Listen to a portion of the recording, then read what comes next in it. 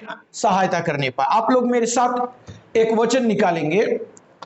आज के मनन के लिए हम लोग एक वचन पढ़ेंगे, दूसरा इतिहास उसके 27वें अध्याय उसके 6वां आयत को हम पढ़ेंगे। दूसरा इतिहास 6वां अध्याय 27वां अध्याय उसके 6वां वचन को। यहां पर ऐसा लिखा है, योताम सामर्थी हो गया क्योंकि वह अपने आप को अपने परमेश्वर यहोवा के सम्मुख जानकर सीधी चाल चलता था। एक बार मैं फिर से पढ़ना चाहूंगा।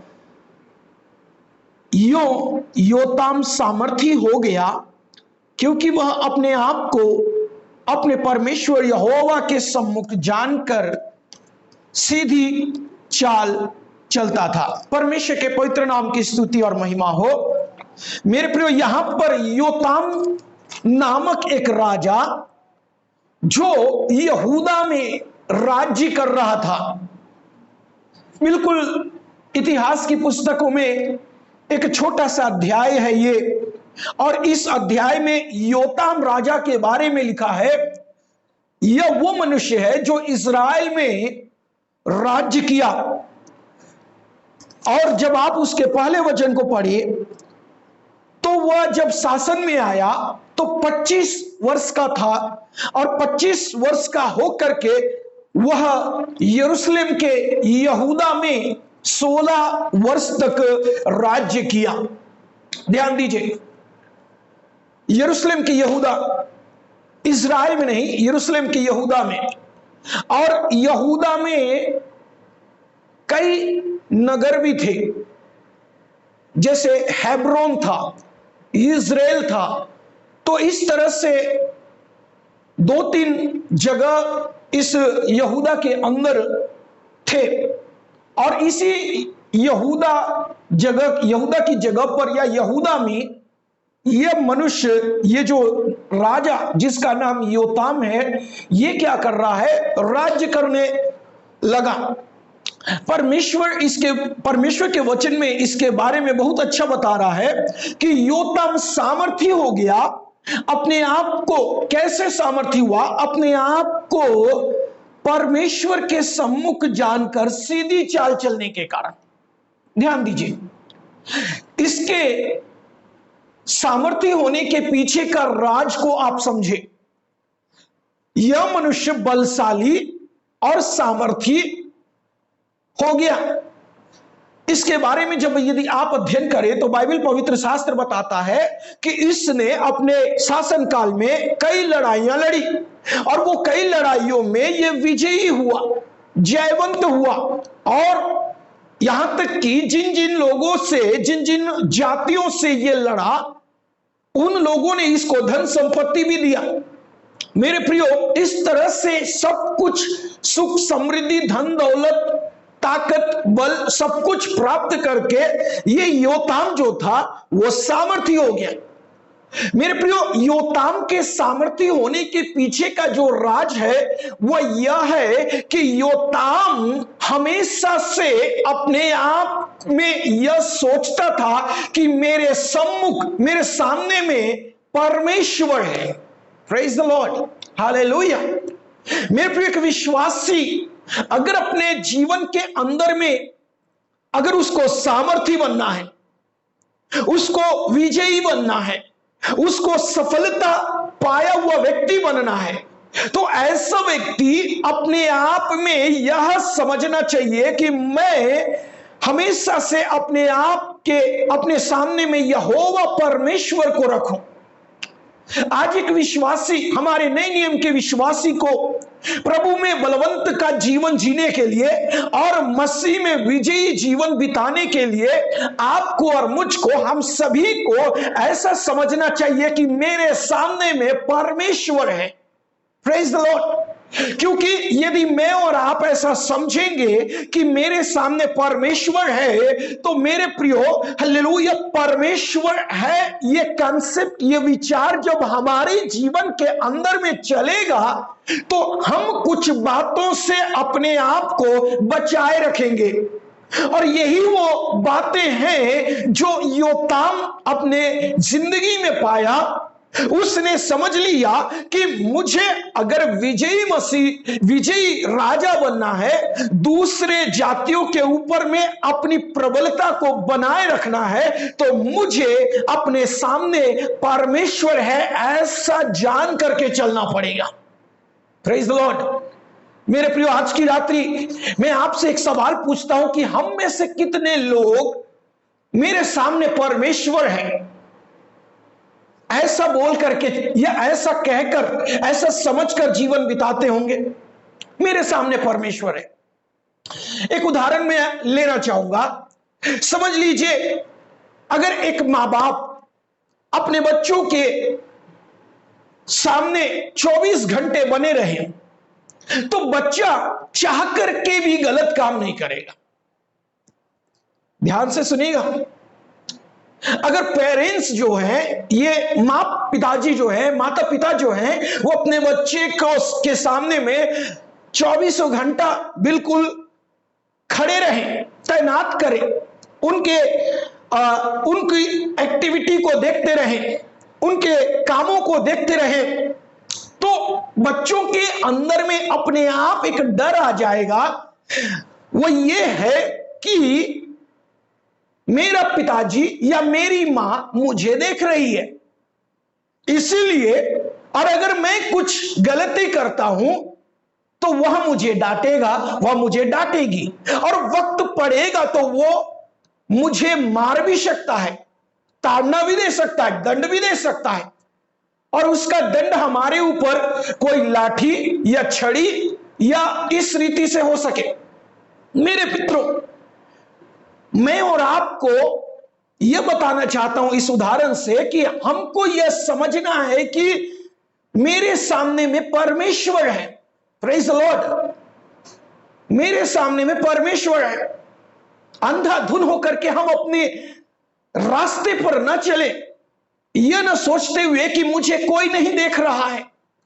मेरे प्रिय भाई और बहनों, आज वर्तमान समय में बहुत से मसीह व्यक्ति इस बात को अपने जीवन के अंदर में मानते नहीं, वो ऐसा सोचते नहीं कि मेरे सामने परमेश्वर है, और इसी कारण से वो उन कामों को करने के लिए कोशिश करते हैं और करते भी हैं जिन कार्य को उनके जीवन के अंदर परमेश्वर की संतान होने के नाते करना उचित नहीं है।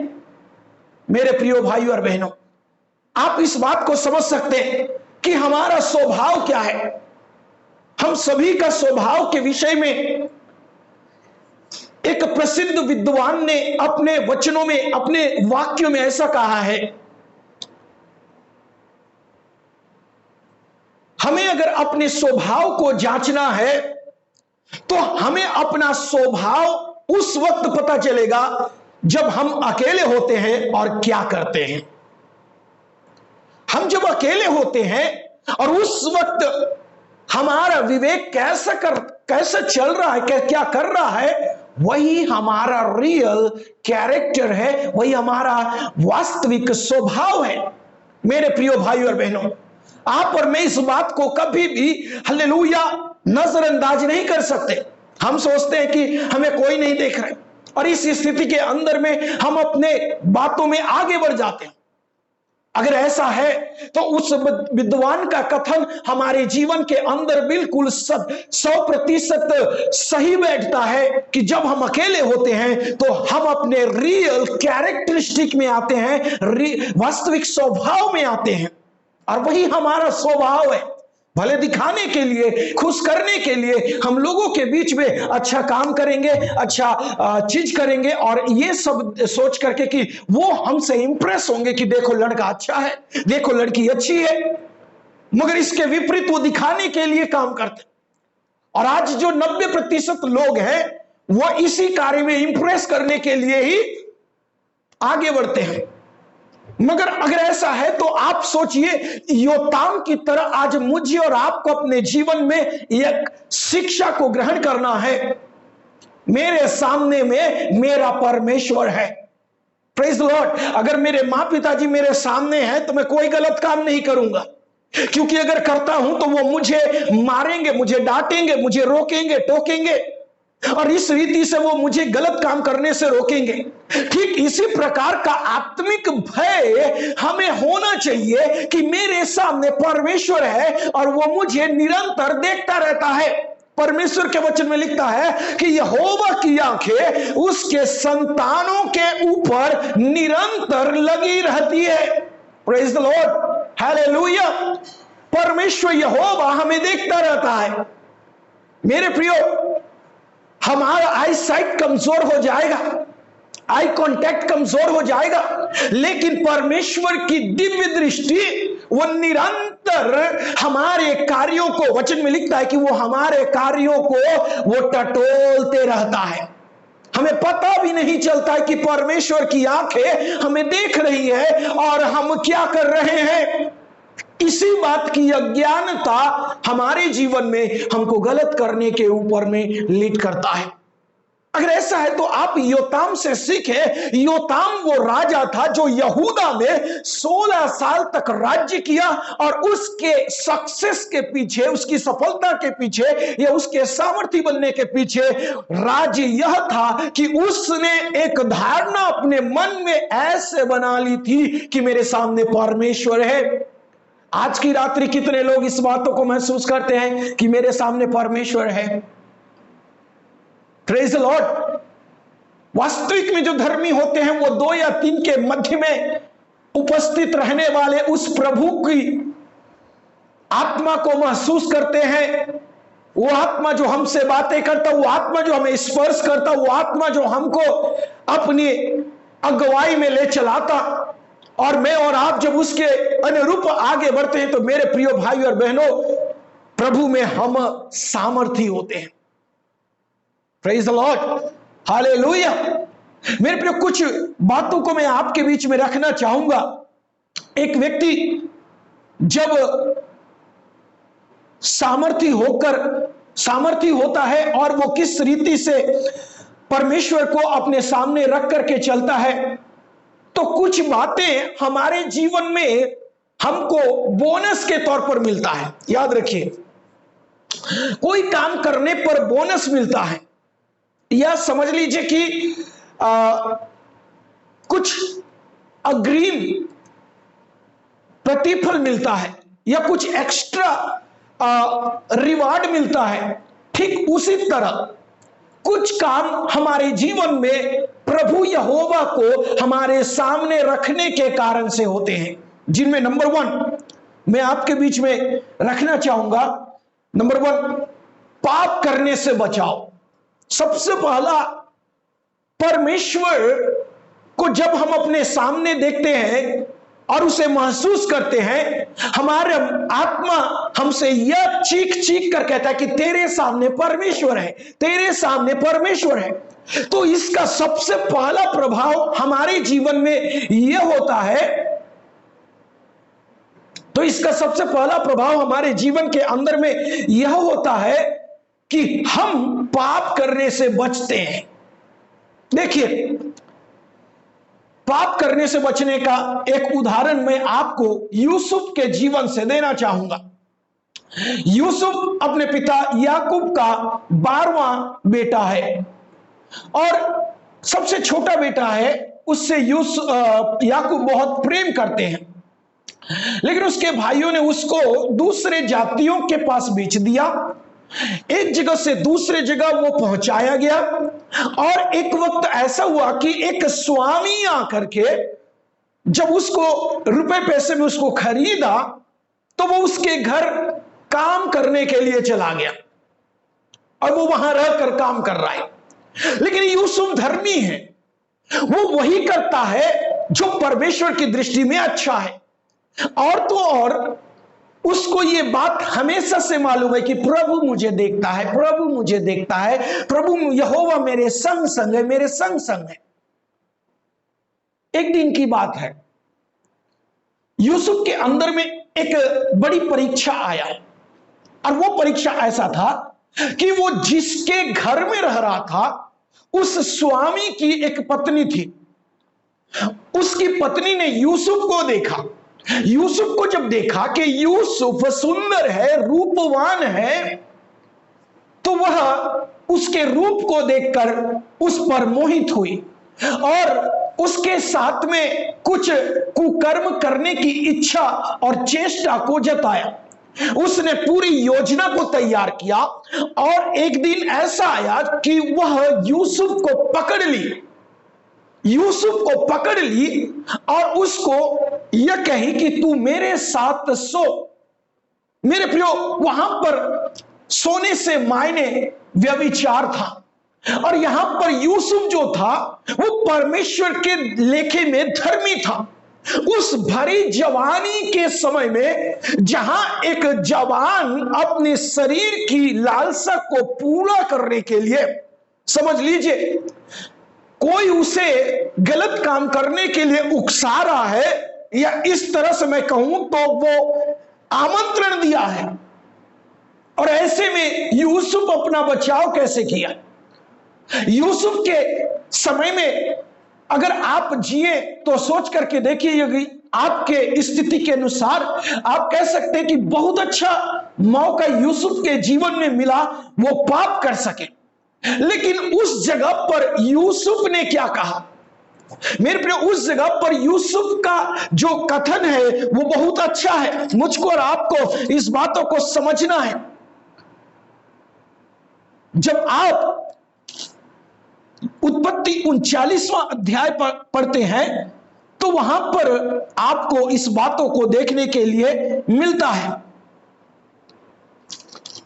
10वां वचन से मैं आपके बीच में पढ़ना चाहूंगा। और ऐसा हुआ कि वह प्रतिदिन यूसुफ से बातें करती रही। देखिए, वो प्रतिदिन यूसुफ से बातें करती रही, पर उसने उसकी न मानी कि उसके पास लेटे या उसके संग रहे। एक दिन क्या हुआ कि यूसुफ अपना कामकाज करने के लिए घर में गया और घर के सेवकों में से कोई भी घर के अंदर न था। तब उस स्त्री ने उसका वस्त्र पकड़कर कहा, मेरे साथ सो। ये इस स्त्री का कथन उस यूसुफ के लिए रहा, परंतु वचन में क्या लिखता है मेरे प्रिय? वहां पर वचन में क्या लिखता है आप समझ सकते हैं। वह अपना वस्त्र उसके हाथ में छोड़कर भागा और बाहर निकल गया। Praise the Lord. मेरे प्रिय, यहां पर वचन लिखता है कि वह अपना वस्त्र उसके हाथ में छोड़कर भागा। यह भागने के पीछे का राज क्या है? परमेश्वर के वचन में लिखता है तीमुथियुस में, अपनी जवानी की अभिलाषाओं से भाग। जवानी की जो अभिलाषाएं होती है वो अक्सर मनुष्य को पाप में गिराती है, और ये पाप में गिरने के कारण ही ऐसा हो जाता है कि मेरे प्रियो, हालेलुया, उस जगह पर एक व्यक्ति पाप के हवाले चला जाता है, प्रभु से दूर हो जाता है। जवानी के उस समय में किया जाने वाला पाप जिससे यूसुफ भागा, ठीक उसी तरह से मेरे प्रियो आज कलीसिया को भी ऐसे गलत कामों से, व्यभिचार और कुकर्म जैसे कामों से भागने की आवश्यकता है। पाप रोज हमसे बातें करेगा। जैसे ये जो स्त्री थी वो रोज यूसुफ से बात कर रही थी, ठीक उसी नहीं पाप रोज बात करेगा।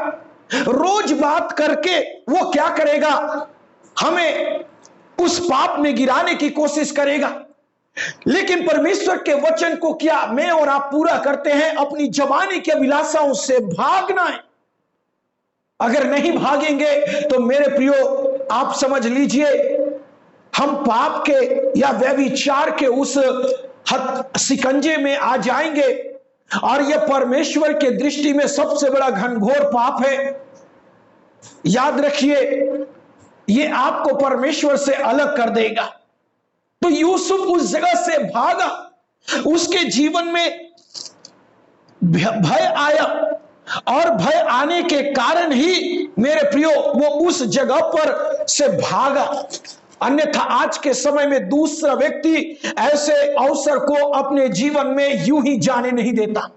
आज मेरे प्रियो कलीसिया के लोगों को, कलीसिया के विश्वासी भाई और बहनों को ऐसे ऐसे गलत कामों से भागने की आवश्यकता है जो उनको जवानी के पन में ले डूबेगा। और यह बात तभी हो सकता है जब हम अपने आप के सामने, हमारे सामने परमेश्वर है, ये धारणा को अपने अंदर बना लेते हैं। Praise the Lord. तब कहीं जाकर हम पाप से बचने पाते हैं। यहां पर परमेश्वर के वचन में लिखा है कि पहला, पाप करने से बचाओ। पॉइंट नंबर 2, हम जीवन की जिन परिस्थितियों में होकर चल रहे हैं, परमेश्वर उस परिस्थितियों में हमें डगमगाने नहीं देगा। ध्यान दीजिए, इसके लिए आप भजन संहिता 16 अध्याय उसके 8वें वचन को पढ़ेंगे। भजन 16 उसके 8 मैं आपके लिए पढ़ना चाहूंगा, आप सुनेंगे। भजन 16 उसके 8, मैंने यहोवा को निरंतर अपने सम्मुख रखा है, इसलिए कि वह मेरे दाहिने हाथ में रहता है, मैं कभी ना डगमगाऊंगा। देखिए यहां पर भजनकार दाऊद क्या कह रहा है कि मैं यहोवा को निरंतर अपने सम्मुख रखा है। आप समझ सकते हैं कि दाऊद जो था वो इज़राइल का राजा बनने के लिए नियुक्त हो गया था और इज़राइल का राजा बन करके उसका बनने के लिए उसका अभिषेक भी हुआ। लेकिन मेरे प्रियो, छोटेपन में ही वह भी बहुत सी बातों को सहा। अपने जाति भाइयों से वो द्वेष को देखने पाया, राजा उसे मारने की कोशिश किया और बहुत सी बातें उस जगह पर होती रही। इससे मायने यह है मेरे प्रियो भाई और बहनों, आप समझ सकते हैं इस बात को,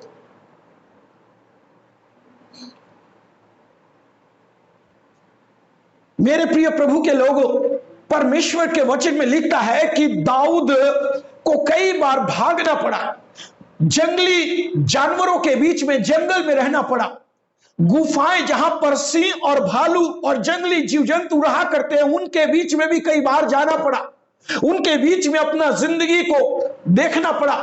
सांप, बिच्छू इत्यादि विषैले जंतुओं के बीच में दाऊद को रहना पड़ा।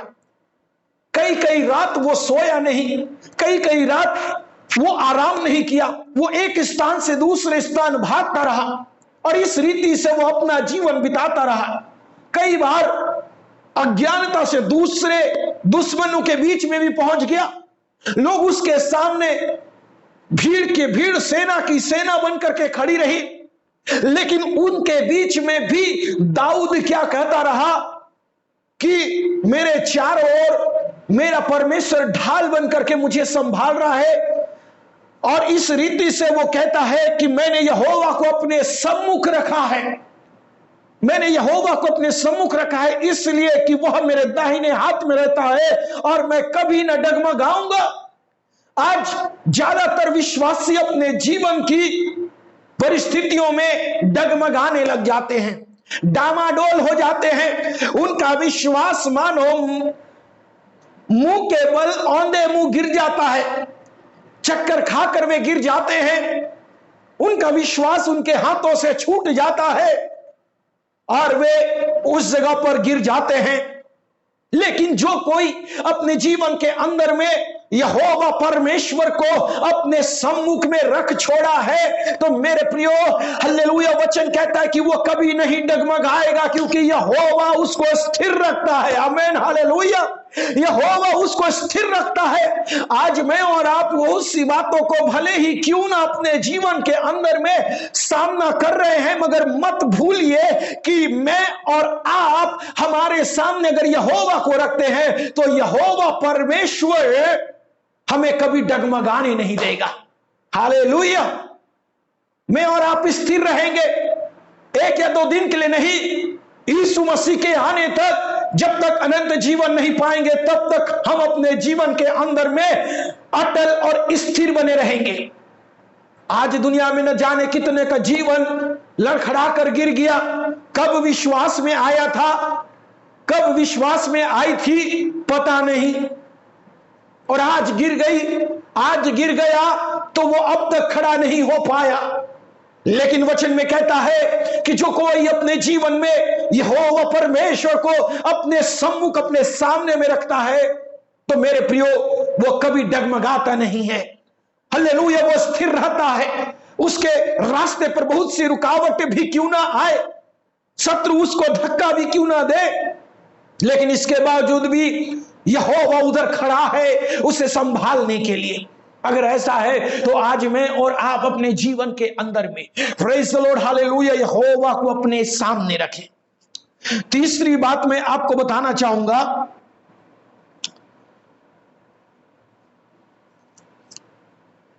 हमें यहोवा परमेश्वर को अपने सामने इसलिए रखने की आवश्यकता है कि मैं और आप प्रभु में सिद्ध बन सके।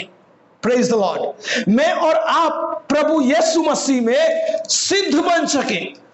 मेरे प्रिय भाई और बहनों, हम परमेश्वर के वचन में यदि व्यवस्था विवरण उसके 18 अध्याय उसके 13 वचन को हम पढ़ेंगे तो वहां पर ऐसा लिखता है, तू अपने परमेश्वर यहोवा के सम्मुख सिद्ध बना रहना।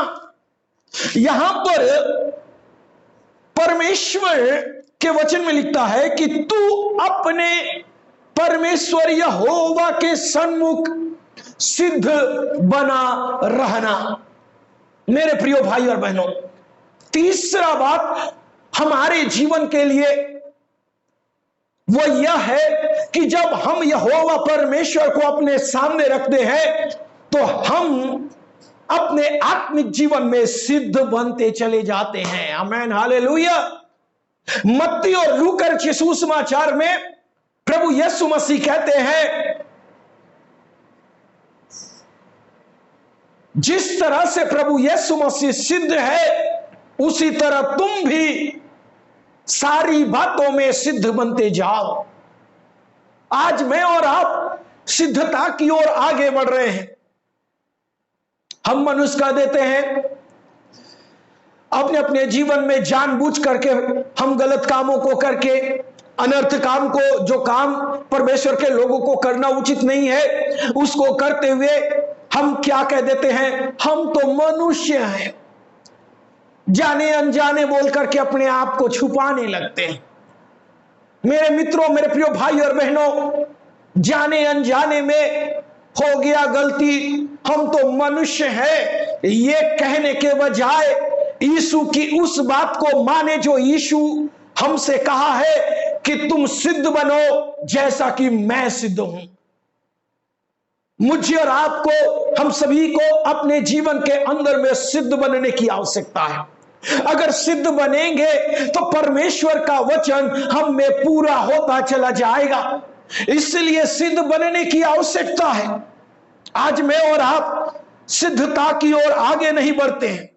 मेरे मित्रों, प्रभु यीशु मसीह, हम कहते हैं कि हम मनुष्य हैं, हमारी गलती के पीछे, गलती के ऊपर, पाप के ऊपर, गलत कामों के ऊपर पर्दा डालने के लिए हम ये बड़ी आसानी से कह देते हैं कि हम एक मनुष्य हैं। लेकिन नहीं, प्रभु यीशु मसीह भी मनुष्य का रूप धारण करके आए और वो मनुष्य के अनुभव से गुजरना चाहते थे, इसलिए कि मनुष्य अपने जीवन के अंदर में किन किन बातों को महसूस करता है वो इस बात को जानना चाहते थे। इसीलिए वो क्या करते गए, क्या किए, मनुष्य का रूप लेकर के आए ताकि मनुष्य के एक्सपीरियंस को, उसके अनुभव को अपने शरीर में महसूस करे। वो उसमें से होकर के गया, पर फिर भी वचन कहता है फिर भी वह निर्दोष रहा। आज क्या मैं और आप अपने जीवन की परिस्थितियों से होकर के गुजर रहे हैं और क्या निर्दोष होंगे? सोचने वाली बात है। गलत काम के ऊपर मनुष्य है, पापी शरीर है, इन बातों का बहाना न बनाए। ऐसा बहाना बनाना हमारे जीवन में हमें नरक जाने का और नरक की मंजिल दिखा सकता है। अपने आप को धोखा न दे, मन फिराए, पश्चाताप करके लौट आए कि परमेश्वर आपको सिद्धता की ओर लेकर के चले। मेरे प्रियो भाई और बहनों, वचन में लिखता है कि अगर आप अपने सामने यहोवा है ऐसा सोचते हैं और वो मुझे देखता है ऐसा सोचते हैं, तो आप प्रतिदिन गलत कामों से बचते हुए, परिस्थिति में स्थिर होते हुए, हालेलुया, आप क्या करेंगे? सिद्धता की ओर कदम से कदम, कदम से कदम आप आगे बढ़ते जाएंगे। आज ऐसा होने के लिए मैं और आप, हम सभी को प्रभु यीशु मसीह में कदम बढ़ाना है। मेरे मित्रों, आज दुनिया क्या कर रहा है उसको मत देखिए। दुनिया की ओर अगर देखेंगे तो दुनिया का तो सर्वनाश होगा, और दुनिया के साथ में साझा किया हुआ व्यक्ति, फिर चाहे वो कोई भी हो, वो भी उसी सर्वनाश का भागी होगा। हम ऐसे समय से चल रहे हैं जहां पर हमें ऐसा संगति, ऐसा अवसर नहीं मिल पाएगा। इसलिए हम मानो अंत की कगार पर खड़े हैं, जहां प्रभु यीशु मसीह कभी भी मुझे और आपको, कलीसिया को लेने आ सकता है। इसलिए अपने आप को इस अंतिम क्षण में बना कर रखे। क्या पता अंतिम क्षण में हमारे जीवन के लिए एक अनुग्रह का द्वार खुला हो। और एक और बार बता करके मैं आगे जाना चाहूंगा। परमेश्वर के वचन में लिखता है, दूसरा शमूएल 22वां अध्याय उसके 7वां वचन में, दूसरा शमूएल 22वां अध्याय उसके 7, वहां पर लिखता है कि जब हम यहोवा परमेश्वर को अपने सम्मुख रख कर चलेंगे तो क्या होगा? अपने संकट में मैंने यहोवा को पुकारा और अपने परमेश्वर के सम्मुख चिल्लाया। देखिए, तब उसने मेरी बात को अपने मंदिर में से सुन लिया और मेरी दुहाई उसके कानों में पहुंची। यहां परमेश्वर का वचन कहता है कि आप अगर यहोवा परमेश्वर को अपने सम्मुख जानकर चल रहे हैं, तो आप जिन बातों के लिए प्रार्थना कर रहे हैं, चिल्ला रहे हैं, उन बातों को निश्चित रूप से परमेश्वर सुनेगा। हालेलुया! ये इस बात का दृढ़ता का प्रमाण है कि परमेश्वर आपकी प्रार्थना को सुनेगा। पापियों की प्रार्थना को नहीं सुनता है, वो पाप करने वालों की प्रार्थना को नहीं सुनता। जो उससे प्रार्थना करे, भले ही वचन में लिखता है कि मांगो तो दिया जाएगा, ढूंढो तो पाओगे, और खटखटाओ तो तुम्हारे लिए द्वार खोला जाएगा। नहीं मेरे प्रियो, परमेश्वर के वचन में लिखता है कि अपने सम्मुख जानकर जब उसने पुकारा तो यहोवा उसको अपने पवित्र मंदिर से सुन लिया। आमीन, हालेलुया। हमारा परमेश्वर का मंदिर हम हैं मेरे प्रियो, मैं और आप हैं। जहां वचन में लिखा है, पहला कुरिन्थी 3 और 6वें अध्याय में, तुम परमेश्वर का मंदिर हो, तुम पवित्र आत्मा का मंदिर हो। मंदिर है तो वहां से परमेश्वर हमारी पुकारना को सुनता है और हमारे लिए काम करता है। ये 4 बातें हमारे जीवन के लिए मानो बोनस के तौर पर है, एक्स्ट्रा मिलने वाला प्रतिफल है। कौन कौन सी बात? नंबर 1, पाप से बचने का। नंबर 2, जीवन में आई हुई परिस्थितियों में स्थिर रहने का। पॉइंट नंबर 3, सिद्धता की ओर बढ़ने का। और पॉइंट नंबर 4, हमारी प्रार्थना को सुनने का। ये 4 आशीषें हमारे जीवन में ऐसे ही ऐड हो जाता है, ऐसे ही जुड़ जाता है, जब हम अपने आप को परमेश्वर के सामने में ऐसा चलते हैं कि प्रभु मेरे सामने है। Praise the Lord. हम अपने संदेश में अंतिम आ रहे हैं। एक और बात बता करके मैं समाप्त करना चाहूंगा। मेरे प्रियो भाई और बहनों, योताम जिसने कम उम्र में, छोटेपन में, उसने क्या किया? यहूदा के राजगद्दी पर बैठकर यहूदा का नेता बनकर के वो उनकी अगुवाई किया। ऐसा व्यक्ति के अंदर एक गलती पाया गया। वो सामर्थी हो गया ताकतवर हो गया, पाप से बचाव भी हुआ, समस्याओं में, युद्धों के बीच में, परिस्थितियों के बीच में स्थिर भी रहा, सिद्धता में बढ़ भी रहा था, प्रार्थना भी परमेश्वर उसकी सुन रहा था। परंतु उसके अंदर एक गलती हुआ। क्या गलती? आप यदि परमेश्वर के वचन में पढ़ेंगे तो उसी 27वां अध्याय का दूसरा वचन में आपके बीच में पढ़ना चाहूंगा। उसी दूसरा इतिहास का 27 का 2 वचन। Praise the Lord.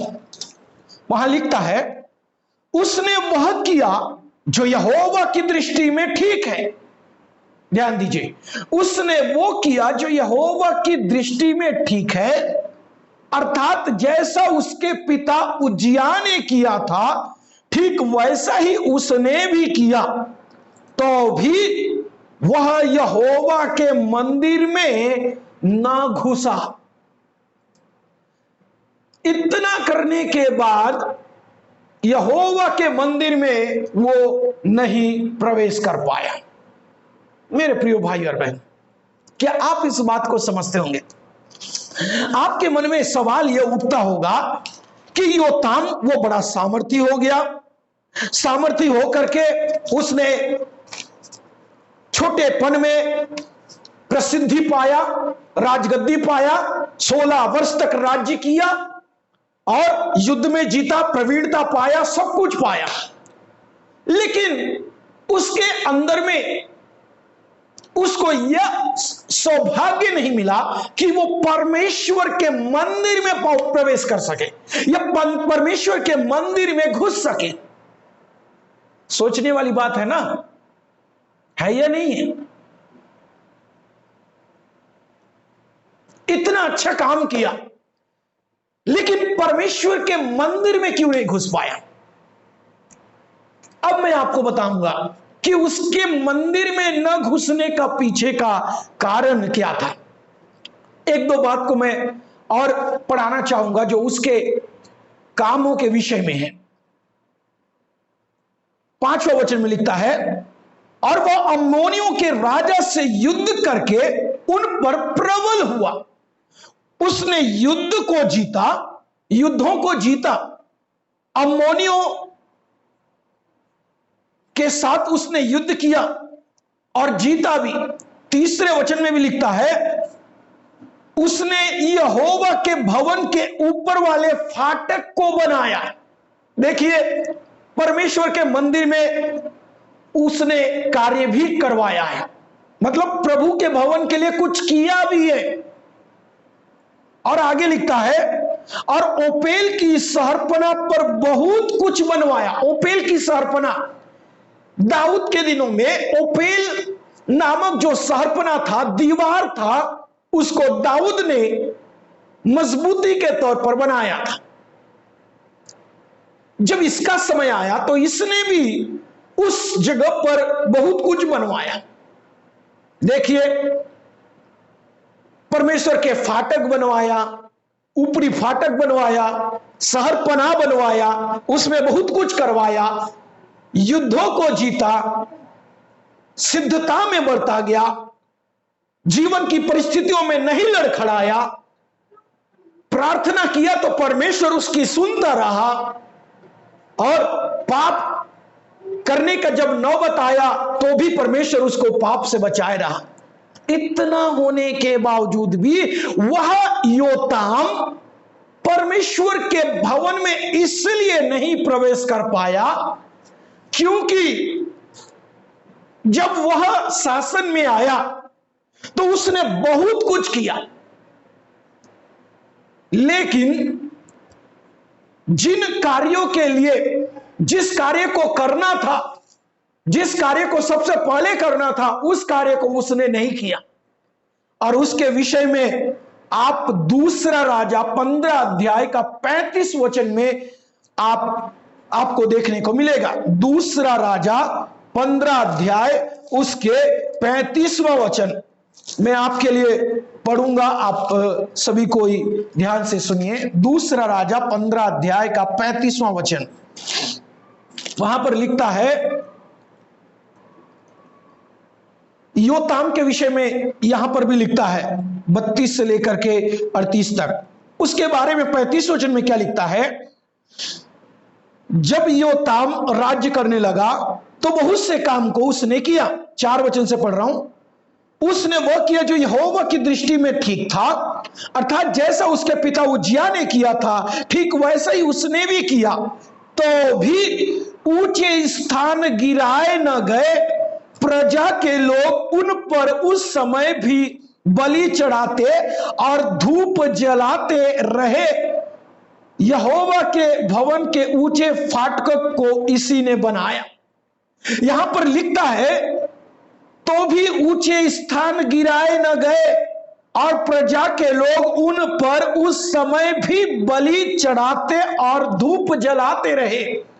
मेरे प्रिय भाई और बहनों, इसके वक्त के समय में ऐसा हो रहा है कि इसने बहुत कुछ किया और अपने जीवन काल में बहुत कुछ किया, लेकिन जब शासन में आया तो अपने यहूदिया में जो अन्य आराधना चल रहा था और उस अन्य आराधना में होम बलि चढ़ाने के लिए जो वस्तुएं, जो वेदियां बनाई गई थी, उसको, उस ऊंचे ऊंचे स्थानों को योताम ने नहीं गिराया।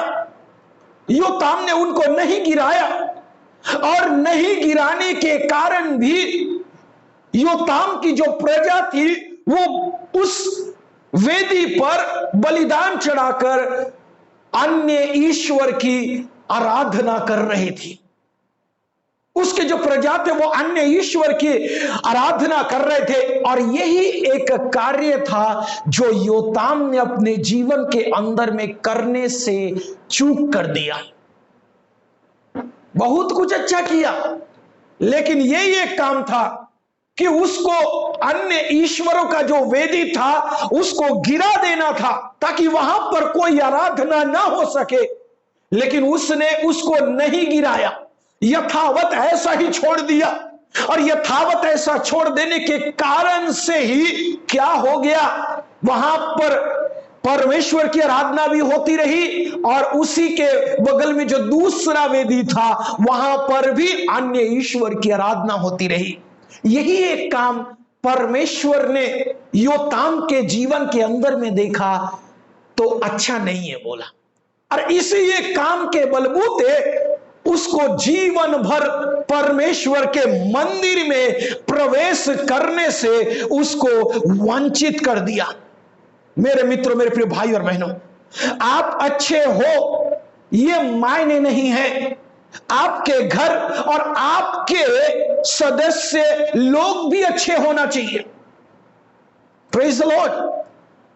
वेदी को दूर नहीं किया जिसका परिणाम उसके प्रजा के लोगों का जो चाल था वो बिगड़ गया।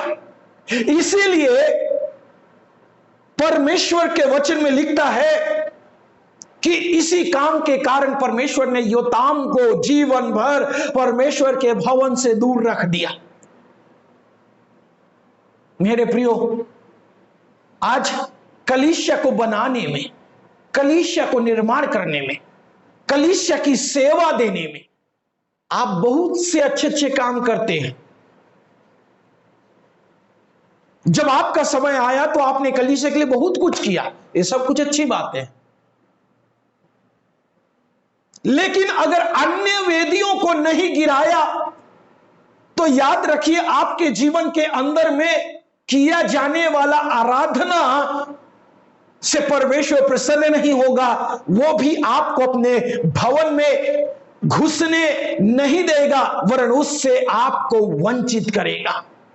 मेरे प्रिय भाई और बहनों, अगर ऐसा है तो आप जरा सोचिए। इसलिए मैंने कहा कि केवल आपके घर और आपके परिवार में केवल आप अच्छे हैं इससे मायने नहीं है, आपके प्रजा को भी अच्छा होना पड़ेगा, आपके लोगों को, आपके घर के सदस्यों को भी अच्छा होना पड़ेगा। अन्यथा वो कहावत तो आपने सुना ही होगा कि एक खराब मछली पूरे तालाब को गंदा कर देती है। मेरे प्रियो, योताम जब क्या कर रहा है, अपने यहोवा परमेश्वर की आराधना कर रहा है, तो बगल में उसकी प्रजा अन्य ईश्वर की आराधना किया। परमेश्वर स्वर्ग से देख रहा, अरे एक ही वक्त पर दोनों जगहों पर देखो अलग अलग ईश्वरों की आराधना हो रही है। इस कार्य को ठीक करने का जिम्मा किसका था? योताम का था। लेकिन योताम ने ऐसा नहीं किया, और अन्य लोग थे वो आराधना करना शुरू किया, और उनकी जो चाल था वो बिगड़ चुका था। इसलिए मेरे प्रियो भाई और बहनों, इज़राइल के अंदर में एक आखिरी बात बता करके मैं समाप्त करना चाहूंगा। इज़राइली जब मिस्र से निकले तो उनके साथ में एक झुंड भी निकला। वो झुंड इज़राइली नहीं था। बाइबिल, पवित्र शास्त्र उनको बाइबिल की भाषा में मिली जुली भीड़ कहा। मिली जुली भीड़, ध्यान से सुनिएगा, मिली जुली भीड़। परमेश्वर ने मूसा को मिस्र देश भेजा कि जाओ मेरी प्रजा इज़राइल को छुड़ाओ। लेकिन वो कहावत कहते हैं ना कि बहती हुई गंगा में सभी को हाथ धोना अच्छा लगता है। ठीक उसी तरह जब छुटकारे का समय आया इज़राइल का, तो इज़राइली निकले, तो उनके साथ साथ कौन निकला? मिली जुली भीड़। और ये मिली जुली भीड़ उन इज़राइल के संग रहकर उसने क्या किया? परमेश्वर के वचन में यदि आप निर्गमन 12 अध्याय का 38 वचन पढ़ेंगे, तो 12 अध्याय का 38 वचन में आपको समझ में आएगा, एक मिली जुली भीड़ जो थी वो इज़राइल के साथ भी निकली। और यही मिली जुली भीड़ इसने सीनै पर्वत के सामने में, होरे पर्वत के सामने, जहां मूसा व्यवस्था पाने के लिए चढ़ा था, नीचे में ये जो मिली जुली भीड़ थी, इन्होंने इज़राइल को उकसाना शुरू किया।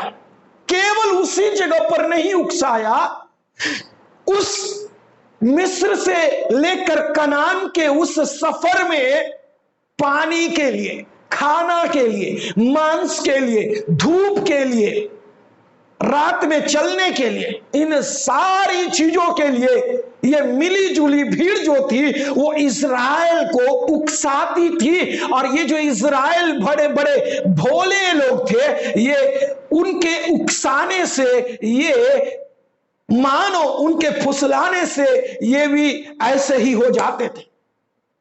आज शैतान ऐसे ही करता है, थोड़ा उकसा देता है और उनके बहकावे में पवित्र लोग भी आ जाते हैं, आत्मिक लोग भी आ जाते हैं शैतान के बहकावे में। मेरे प्रियो, शैतान अगर आकर के आपके सामने किसी बात के लिए उकसा रहा है, तो आप हल्लेलुया उसके उकसाने पर उसकना नहीं है, या उसके उकसाने पर बहकना नहीं है। अगर बहकते हैं तो याद रखिए ये इज़राइल की दशा है। पानी नहीं मिला, चलो मूसा के पास शिकायत करेंगे। खाना नहीं मिला, अब मांस चाहिए, पानी कड़वा है, मीठा बनाओ। बहुत सी समस्या लेकर के मिली जुली भीड़ इज़राइल को उकसाती थी। और तो और परमेश्वर के वचन में जब आप आगे बढ़ो, तो मिस्र में बछड़ा, उस होरेब के सामने में, होरेब पर्वत के सामने में बछड़ा बना करके उसकी आराधना करने के लिए भी ये मिली जुली भीड़ जो थी ये उकसाई। किसको? इज़राइल को। और इज़राइल मानो भोला व्यक्ति, वो उसके उकसाने में वो बहक जाता था और वो करता था जो परमेश्वर के लोगों को करना उचित नहीं था।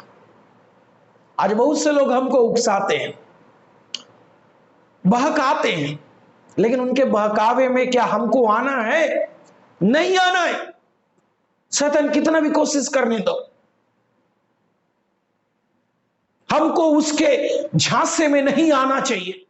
मेरे प्रियो भाई और बहनों, वचन में लिखता है, गिनती 11 अध्याय उसके 4 वचन में, इज़राइलियों ने जब वो जो मिली जुली भीड़ जो थी वो उसके साथ गई और उनको उकसाया, तो वहां पर साढ़े 23,000 लोग तलवार से घात किए गए। आज धर्मी जन ऐसे ही नाश होता है। मिली जुली भीड़ जो है वो इस तरह से काम करती है। मेरे प्रिय भाई और बहनों, इन मिली जुली भीड़ को बाइबल की भाषा में टेढ़ी चाल चलने वाले कहा गया है। टेढ़ी चाल चलने वाले, जिससे हमें अपने आप को बचाना चाहिए।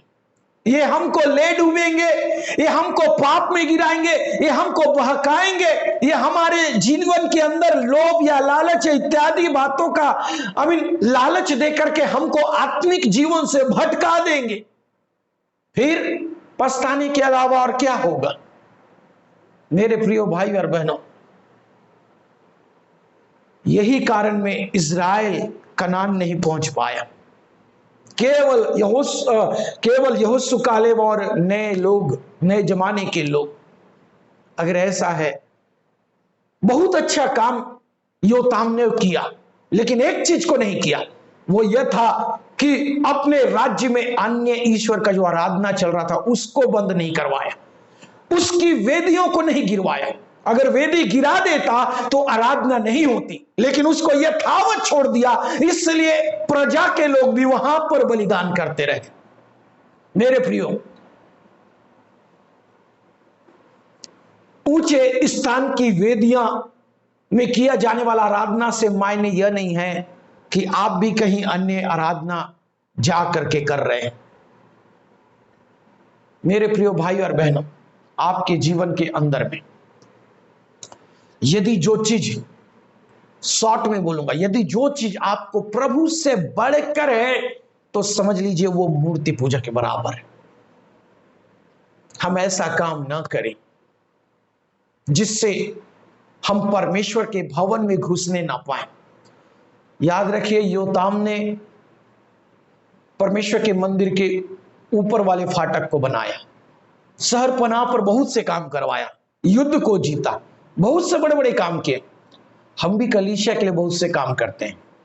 हम भी कलीसिया के लिए, कलीसिया के भवन को बनाने में, उस पे इन्वेस्ट करने में, उस पर परिश्रम करने में, बहुत सी चीजों को हम करते हैं। लेकिन अंत में हम जिस भवन के लिए इतना कुछ किए, उस भवन में अगर हम प्रवेश नहीं कर पाए तो हमारे लिए क्या मतलब है या क्या फायदा है? आप इस बात को समझिए। अगर योताम परमेश्वर के भवन में नहीं गया होगा तो स्वर्ग राज्य पहुंचा होगा या नहीं? पहुंचेगा कि नहीं? अगर योताम के लिए वचन ऐसा है तो मैं और आप भी आज बड़े बड़े काम करते हैं, बेशक करते हैं।